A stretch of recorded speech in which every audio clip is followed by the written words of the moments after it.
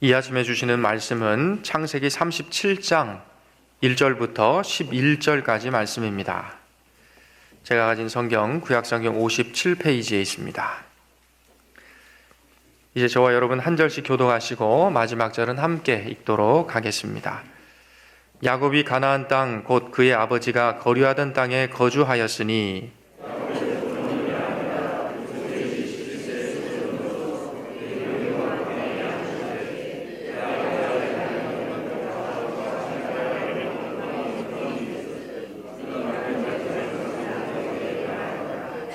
요셉은 노년에 얻은 아들이므로 이스라엘이 여러 아들들보다 그를 더 사랑하므로 그를 위하여 채색옷을 지었더니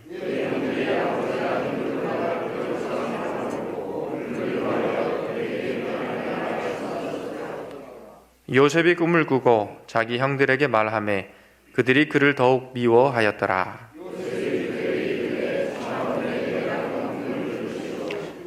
우리가 밭에서 곡식 단을 묶더니 내 단은 일어서고 당신들의 단은 내 단을 둘러서서 절하더이다.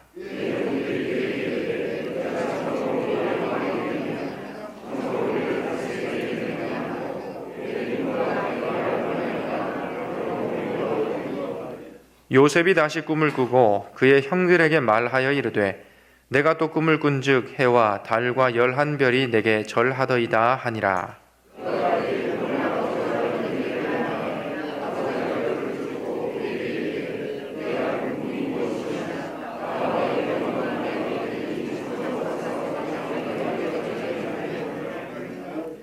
그의 형들은 시기하되 그의 아버지는 그 말을 간직해 두었더라. 아멘. 자, 이제 창세기 12장부터 시작된 이 족장사의 마지막이자 대미를 장식하는 요셉의 이야기로 넘어가게 됩니다. 흔히 요셉은 구원사에 있어서 인격적으로나 또 영성적으로나 경륜에 있어서 예수님을 연상하게 하는 그런 족장으로 평가가 됩니다. 피를 나눈 형제들에게 억울하게 배반을 당해서 애굽의 종으로 팔려갔는데 그럼에도 불구하고 믿음을 지켜서 애굽의 총리가 되어 한 민족을 구하는 그런 위대한 인물이라고 우리는 흔히 생각을 합니다. 저도 이때까지 솔직히 요셉을 그렇게 읽어왔습니다. 아마도 이런 요셉 읽기는 우리가 어린 시절부터 교회 학교를 다니면서 선생님을 통해 요셉의 꿈 얘기를 듣게 되고 또 그가 애굽의 총리가 되어서 만민을 구하는 사람이 되기로 태초부터 예정되어 있었기 때문에 이 형들에게 미움을 받아서 억울하게 팔려갔다는 이 요셉에 대한 선이해가 이미 우리에게 깔려 있으면서 요셉을 읽기 때문에 나타나는 일이라는 것입니다. 그러나 성경을 깊이 읽어보면, 그래서 성경의 세계로 들어가 보면 요셉이 과연 예수님의 그림자를 가진 사람인가 라고 질문을 다시 하지 않을 수가 없습니다. 성경은 그의 나이가 17살부터 요셉의 인생을 추적을 합니다. 야곱의 족보는 2절입니다. 이러하니라 요셉이 17세의 소년으로서 이렇게 했습니다. 17세면 우리 나이로는 고1인데 이 이스라엘에 있어서 17세면은 고1 청소년기가 아닙니다. 이스라엘의 독자들에게 17살은 우리가 생각하는 17살과는 전혀 다르게 다가옵니다. 그들은 15살이면 성인식을 거행을 하게 되지요. 그래서 이미 장성한 나이에 접어들었다라는 것을 스스로도 인정하고 공동체도 인정해 줍니다. 물론 몸은 계속 자라고 있지만 성인식을 거행한다는 것은 정신적인 판단은 이미 어른의 수준이요. 어른으로서의 판단을 이제부터 나는 너에게 기대한다라는 사인을 명료하게 주는 것이 바로 이 성인식입니다. 더군다나 이 고대 사회에서 17살이면은 한 가정을 책임질 만한 나이인 것입니다. 그래서 성경에서 17살의 소년으로서라고 요셉을 소년이라고 한글로 번역한 것은 명백하게 오역이라고 말씀을 드릴 수가 있습니다. 히브리어로는 나르라 그래서 젖된 아이로부터 청년에 이르는 사람을 모두 커버하는 말이 이 나르예요. 그래서 문맥에 따라서 읽어야 되는 것입니다. 요셉의 이 시절을 소년이라고 읽는 것은 잘못 읽는 것입니다. 그래서 그가 사실은 형들에 비해서는 아직은 핏덩이에 불과한 어린 나이라고 볼 수가 있지만은 그는 철이 없는 소년이라고 볼 수 있는 나이가 아니고 자기 인생에 책임을 질 수 있는 이미 그 나이에서부터 성경은 요셉의 인생을 추적하고 있다는 것입니다. 그때 그는 자기 형들과 함께 양을 치고 있었는데 야곱이 그 요셉을 레아의 소생으로 태어난 형들이 아니고 첩인 빌하와 실바에게서 태어난 아들과 함께 하게 했습니다. 이 요셉은 누구의 아들이죠? 라헬의 아들이죠. 야곱이 그토록 사랑했던 라헬.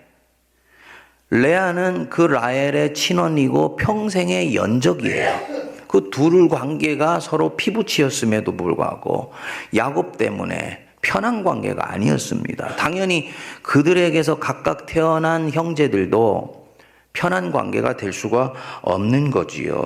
그러니까 야곱이 요셉을 보호하려고 이들에게서 따로 떼어내서 첩의 아들들과 함께 있게 한 것입니다. 단, 납달리, 갓, 아셀 이런 형들입니다. 여러분들은 이들이 후처의 자식들이기 때문에 정실의 자녀에 비해서 홀대를 받았고 서름을 받을 수 있다는 것은 익히 예상할 수가 있습니다. 그렇기 때문에 아버지가 하는 일에 대해서도 불만을 가질 수가 있죠. 불평등하기 때문입니다. 거기서 비롯되어서 아버지에 대해서 이런저런 불평을 뒤에서 토로하기도 하고 게으름도 부렸을 것이고 그다지 선해 보이지 않는 행동을 요셉이 볼 때는 하는 것으로 비쳤을 수도 있습니다. 이 첩의 자녀가 갖는 서름에서 나온 행동이지요. 그런데 그것을 요셉이 그대로 자기 아버지 야곱에게 일러 바친 것입니다. 17세 나이의 요셉인데 이제 성인인데 이 요셉은 아직도 인간이 겪는 서름과 아픔에 대해서 전혀 이해하지 못하고 있었던 사람이라는 것입니다. 이유가 있습니다. 아버지가 요셉을 편애했어요. 3절에는 보면 노년에 얻은 아들이므로 그랬지요. 늦게 얻었으니까. 베냐민은 늦게 안 얻었나? 더 큰 이유가 저는 숨어 있었다고 봐요. 여러분들도 동의하실 것입니다. 자기가 사랑했던 라헬의 첫-아들이라. 그 요셉을 보면 자기가 사랑했던 그 라헬의 향취가 그대로 묻어나는 거예요. 얼굴 안에. 그러니까 유독 사랑하게 만들 수밖에요. 그래서 형들에게는 입히지 않는 채색 옷을 해서 지어 입혔다 그랬습니다. 이 채색 옷이 단순히 옷의 화려한 문양와 장식을 한 그런 옷이 아니고요. 이 손바닥과 발바닥을 다 덮을 정도로 긴 옷이라고 그럽니다. 이 당시에는 목동들이 양을 치기에 좋은 옷으로 입고 살았기 때문에 소매도 짧고 발목 정도까지 오는 옷을 입고 일을 하고 살았다고 그래요. 그런데 요셉에게만 발목과 손목을 다 덮는 긴 옷을 해서 입혔으니 이거 일하라고 옷을 해 입힌 것이 아니죠? 자연히 거들먹거리는 요셉이 채색 옷을 입고 관리자나 감독자나 된 것처럼 형들 옆에 어슬렁거리고 걸어 다녔다는 것은 우리가 그림처럼 이해할 수가 있습니다. 자연히 형들이 볼 때는 시기하고 질투하고 미워했을 수밖에 없습니다.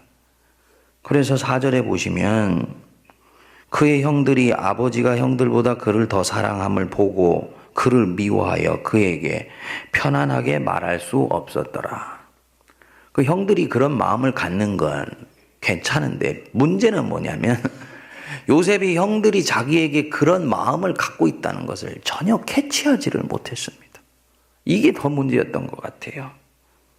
전혀 아랑곳하지 않았거나 전혀 알아차리지를 못했습니다. 뒤집어서 얘기하면 자기가 하는 이 행동이 우리 형들에게 어떤 마음의 불편함과 파장을 주는지에 대해서 전혀 헤아리려고 하는 그런 마음이 이 17살의 요셉에게는 없었다는 거지요. 어디서 나타나냐면 뒤에서 자기가 꾼 꿈을 형들에게 말했습니다. 근데 그 꿈이 듣는 사람의 입장에서는 자기 잘난 척하는 것을 드러내는 꿈으로 보였던 거예요. 형님들 꿈에서 보니까 형들이 묶은 볕단이 내가 묶은 볕단에 절을 하더이다. 또 꿈을 꾸니까 해와 달과 11별이 내게 절하더이다. 제가 요번에는 읽으면서 생각하면서 나중에 이렇게 되기는 되는데 이 요셉의 마음속에 있었던 심리세계가 반영돼서 나온 건 아닐까? 라는 생각이 들었습니다. 이 요셉 여러분 속에 뭐 하나 있잖아요. 지금 그렇죠? 뭐가 있습니까? 어린 왕자가 하나 들어있는 거예요. 여자로 치면 어린 공주가 하나 들어있는 것입니다. 아버지와 대단히 유사한 부분을 가지고 있습니다. 그러나 아버지보다는 좀 더 곱게 단장해 있는 모습이죠. 세계가 자기 중심으로 돌아가고요. 그래서 자기가 원하는 것들은 항상 주변에서 이루어져야 된다고 생각하고 또 실제로 그렇게 이루어지는 세계 속에서 요셉은 살고 있었습니다. 아버지가 그야말로 보스 중에 보스인데 아버지가 자기를 끔찍하게 사랑하니까 형들은 자기 맘대로 얼마든지 요리할 수 있는 대상으로 보였던 것입니다. 제가 지금 무슨 말씀을 여러분들에게 드리는 겁니까? 요셉을 의도적으로 폄하하거나 격하하려고 성경을 해석하는 것이 아니고 요셉을 예수의 그림자를 가진 사람으로서 미화하면 안 된다는 것입니다. 성경은 이 부분에서 대단히 명료합니다. 족장 그것도 애굽의 총리가 되어서 이스라엘 민족을 구했던 자기들의 생명의 은인인 그 요셉을 왜 첫 출발부터 흠집이 있는 사람으로 기록을 하고 있는가? 왜일까? 형들에게 팔리게 된 이유를 말하려고 하는 것이 아닙니다. 이 사람이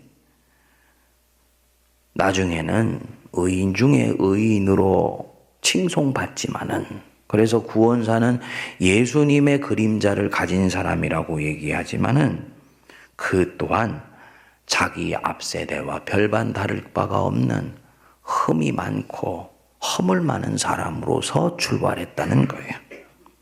의인은 없나니 하나도 없습니다.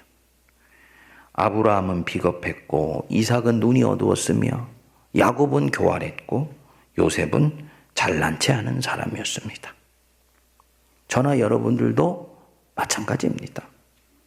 그것이 족장의 출발이고 저와 여러분들의 출발입니다.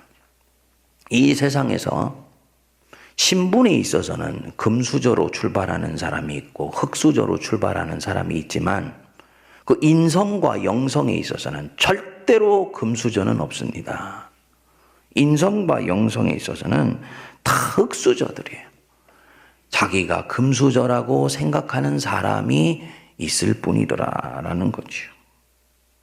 그런데 어떤 사람은 자기의 벌거벗은 상태를 바라보게 되어서 그것에 눈을 뜨게 되어서 스스로 돌이켜서 하나님께로 돌아오는 사람이 있는가 하면 어떤 사람은 끝까지 자기 중심적이고 교만하며 자기의 판단과 자기의 안목에 갇혀 인간에 대한 연민이나 사랑이 없이 끝까지 살아가는 사람이 있더라는 것입니다.